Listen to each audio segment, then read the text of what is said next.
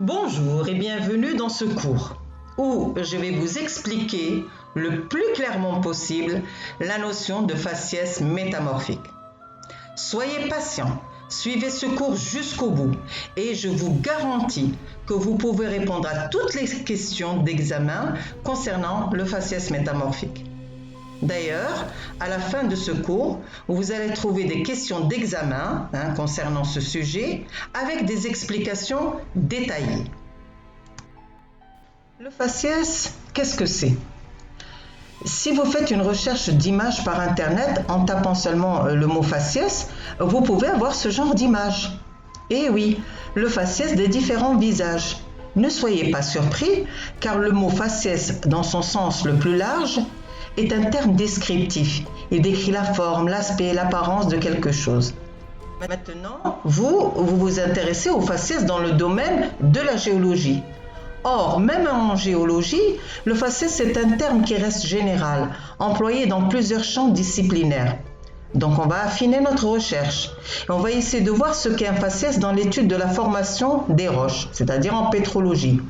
Et là, il existe trois grands groupes en pétrologie: la pétrologie métamorphique, la pétrologie sédimentaire et magmatique. Alors le mot faciès, eh bien, quel que soit le champ disciplinaire que vous étudiez, quel que soit le domaine d'études géologiques, le faciès, c'est tout ce que vous pouvez dire sur une roche, mais en fonction de votre domaine d'étude. Alors, nous, on s'intéresse au faciès métamorphique. Et là, obligé de parler du métamorphisme, au moins des notions clés du métamorphisme. Alors, la question qui se pose, comment une roche, n'importe laquelle, magmatique, sédimentaire, ou anciennement donc métamorphique, devient une roche métamorphique? Si vous rencontrez une roche métamorphique, d'abord cela signifie probablement que vous vous trouvez dans une zone qui est ou était située dans une chaîne de montagnes. Car la roche est un témoin de son histoire.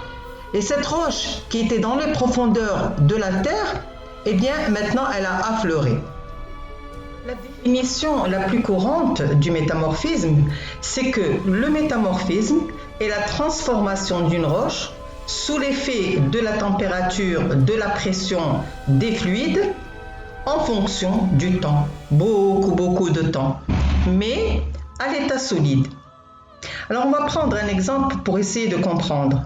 L'argile, roche de départ, roche sédimentaire, peut devenir du schiste, roche métamorphique. Mais ce n'est pas en mettant sur votre visage qu'elle va devenir une roche métamorphique. Et l'argile, qui est une roche sédimentaire et qui est à la surface de la terre, ne peut devenir un schiste que si elle est soumise à des conditions de pression et de température et en présence de fluide. Et tout ça, c'est situé aux profondeurs de la terre. Donc elle doit être reliée à des phénomènes tectoniques, comme par exemple la subduction. Alors là, une question se pose. Quel genre de transformation subit une roche pour devenir métamorphique? Eh bien, les transformations peuvent être minéralogiques, texturales, chimiques ou encore structurales. Alors, ces transformations aboutissent à une réorganisation des éléments qui sont dans la roche et à une recristallisation des minéraux, mais toujours à l'état solide. En effet, lorsque les roches sont portées à des profondeurs différentes de celles où elles se trouvaient initialement, eh bien, elles recristallisent. Alors là, nous allons nous intéresser aux transformations minéralogiques, puisque nous étudions le faciès métamorphique. Alors, cristallisation, minéralisation, c'est peut-être un peu confus dans votre tête. On va commencer vraiment tout simplement. Une roche est formée de minéraux et un minéral est formé d'atomes, mais pas dans le désordre. Les atomes sont bien organisés de manière géométrique dans l'espace et selon un motif. Et ce motif se répète indéfiniment jusqu'à former une structure cristalline précise. D'autre part, une chose aussi à connaître, c'est que pour une même composition chimique, on peut avoir des structures cristallines différentes. Le carbone, par exemple, à faible pression, eh bien, il donne le graphite qui se trouve dans la mine de votre crayon. Mais à une forte pression, à partir de 30 kbar, eh bien, il se forme du diamant plutôt que du graphite. Étonnant, non?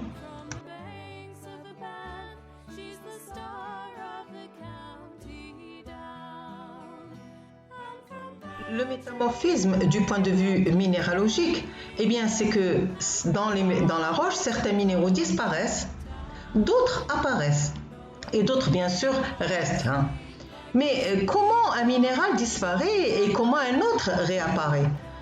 En fait, il y a réarrangement de la structure cristalline, car les minéraux constituant des roches ne sont stables que dans des domaines définis de température et de pression. Changer la température, changer la pression ou les deux, et le minéral devient instable. Alors, on va expliquer ça. Prenons un exemple, l'andalousite, dystène, sillimanite. 3 minéraux. Et tous les 3 ont la même, j'insiste, la même composition chimique, Al2SiO5. Or, ce sont 3 minéraux différents. Mais pourquoi sont-ils différents alors que leur composition chimique est la même? Eh bien, tout simplement parce que leur structure cristalline est différente. Regardez un peu ce graphique.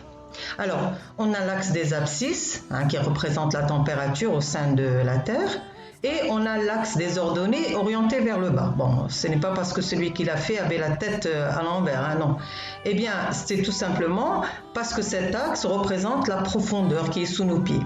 Donc, on a la pression et la profondeur sont situées sur le même axe. C'est normal puisque la pression augmente avec la profondeur. Et la question est, dans quel intervalle de pression et de température on va situer l'andalousite, sillimanite et dystène, vu que ce sont 3 minéraux différents par leur structure cristalline. Ce qui est montré à gauche de chaque terme andalousite, sillimanite, là vous voyez les petits cubes là-bas, eh bien ce sont les atomes et la façon dont ils sont arrangés.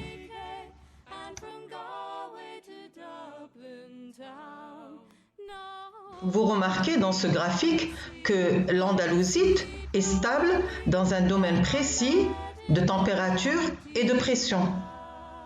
Et les limites d'instabilité sont tracées en bleu. L'andalousite est stable dans des conditions de température et de pression modérées, la sillimanite dans les hautes températures et le dystène dans les hautes pressions. Donc ces minéraux vont être des indicateurs du degré du métamorphisme.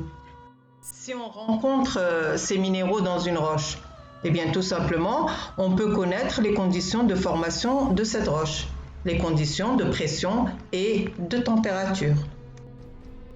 Et on arrive enfin au mot faciès métamorphique. Alors, pourquoi s'y intéresser? En fait, ce sont des questions d'examen. C'est pour la compréhension des processus de formation de montagnes. On vous demandera de déterminer l'intensité du métamorphisme, de déterminer les conditions de pression et de température lors de la formation d'une roche métamorphique. Connaître le contexte géodynamique. Est-ce qu'on a une subduction ou une collision? Alors, le faciès.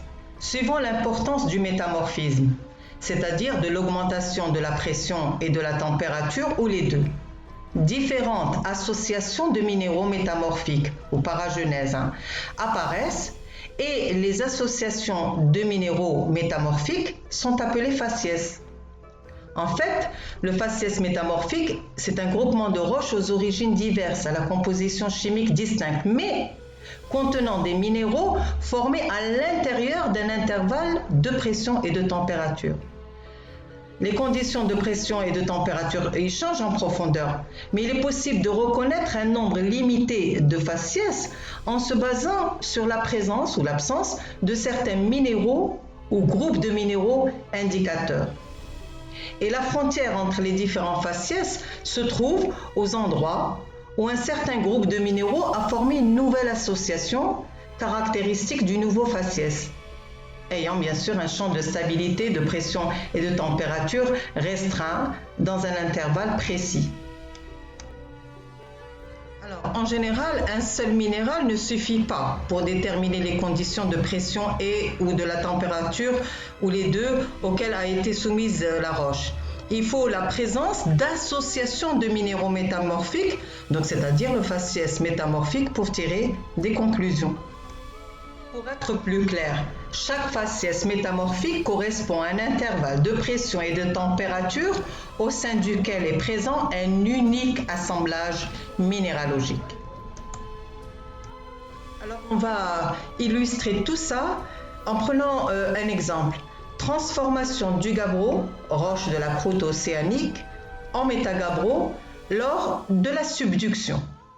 Alors, le gabbro, par une série de transformations minérales, il va se transformer en métagabbro et il va passer successivement au faciès des schistes verts, schistes bleus et éclogites. Mais la question qu'on doit se poser maintenant, quelles sont les associations minérales qui se trouvent donc dans le métagabbro, dans le faciès des schistes verts, dans le faciès des schistes bleus et dans le faciès des éclogites. La question maintenant qui se pose, quelles sont les associations minérales qui caractérisent ces faciès? Alors, regardons le gabbro. Les minéraux caractéristiques, pyroxène et plagioclase, moyenne température, basse pression. Ils vont s'hydrater avec la diminution de température. Ils vont faire place à une nouvelle association qui est la chlorite et l'actinote. On est là dans le faciès des schistes verts, basse température, basse pression. Puis, quand on a augmentation de la pression, cette association chlorite et actinote devient instable et va donner donc place au glaucophane, qui va perdre, donc on a perte d'eau. Et le glaucophane est caractéristique des schistes bleus, basse température, moyenne pression. Avec l'augmentation de la pression et de la température, le glaucophane va devenir instable et on aura maintenant une nouvelle association, grenat et jadéite, avec perte d'eau. On est là dans le faciès des éclogites, basse température, haute pression. Et vous remarquez que la pression et la température jouent un rôle dans ces associations minérales. On avait dit que ça conditionne la recristallisation. Autre chose, on ne vous demande pas d'apprendre les minéraux. Ce qu'on vous demande de connaître, c'est de voir qu'il y a apparition de certains minéraux et disparition d'autres minéraux. Par exemple, dans le faciès des schistes bleus, la chlorite et l'actinote ont disparu. Et dans le faciès des éclogites, la glaucophane a disparu. C'est pour ça qu'on dit apparition et disparition de minéraux. Une question que peut-être vous ne vous êtes jamais posée, est-ce qu'on peut avoir la réaction inverse? Est-ce qu'elle peut se produire lorsque la pression et la température diminuent lors, par exemple, de la remontée des roches par surréaction ou bien par altération et érosion? Eh bien, si vous avez bien remarqué, la pression et la température, quand elles augmentent, les roches modifient leur minéralogie et se déshydratent, perdent de l'eau. Or, pour que la réaction inverse se produise, il faut de l'eau. Mais la vapeur d'eau nécessaire à leur réalisation, elle n'est pas disponible, elle n'est plus disponible. Et donc, les associations de minéraux de plus haute température vont persister. Et heureusement, parce que sinon, on n'aurait pas pu les trouver. Et comprendre ainsi les processus mis en œuvre lors du métamorphisme. Alors le tableau que vous voyez maintenant, il résume un peu tout ce qu'on vient de dire. Vous le trouverez à la fin de cette vidéo. Et on passe aux exercices qui ont été tirés d'examen du baccalauréat pour illustrer la notion de faciès encore davantage. Alors, parmi les roches qui affleurent dans le massif de Chenaillé, Queyras et le mont Viso, on trouve des roches métamorphiques. Le document 3 présente 3 lames minces de 3 métagabbros appartenant à la région étudiée et une lame mince du gabbro. Et le document 4 présente les domaines de stabilité de certains minéraux indicateurs, index, selon les conditions de pression et de température. Et vous avez des lames minces de gabbro, du métagabbro du Chenaillé Mg1, métagabbro du Queyras Mg2 et métagabbro du Montviso Mg3.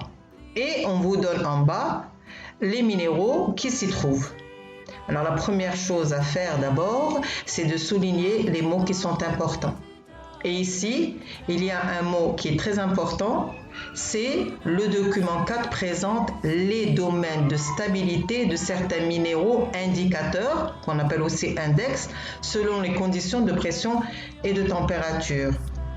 Maintenant, la question que l'on vous pose, sachant que la transformation de la hornblende donne l'actinote et le chlorite, donc là vous soulignez, et en exploitant les documents 3 et 4, montrez que les roches Mg1, Mg2 et Mg3 sont des indices d'une subduction qui a précédé la confrontation de la plaque européenne et la plaque africaine en précisant le type de métamorphisme à l'origine de la formation des roches étudiées.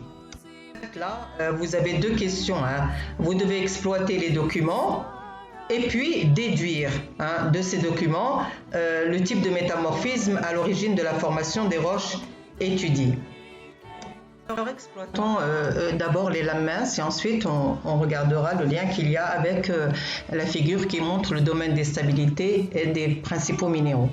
Alors, en passant du gabbro au métagabbro, on remarque qu'on a apparition de l'actinote et de la chlorite à partir de la hornblende, mais la hornblende n'a pas totalement disparu. Et si on regarde maintenant le diagramme qui montre le domaine de stabilité des minéraux, on remarque que l'association minérale chlorite-actinote se trouve dans le faciès des schistes verts, qui sont caractérisés par une basse pression et une basse température. Maintenant, en observant le métagabbro du Queyras, qu'est-ce qu'on remarque? On remarque qu'on a apparition du glaucophane et disparition de la chlorite et de l'actinote.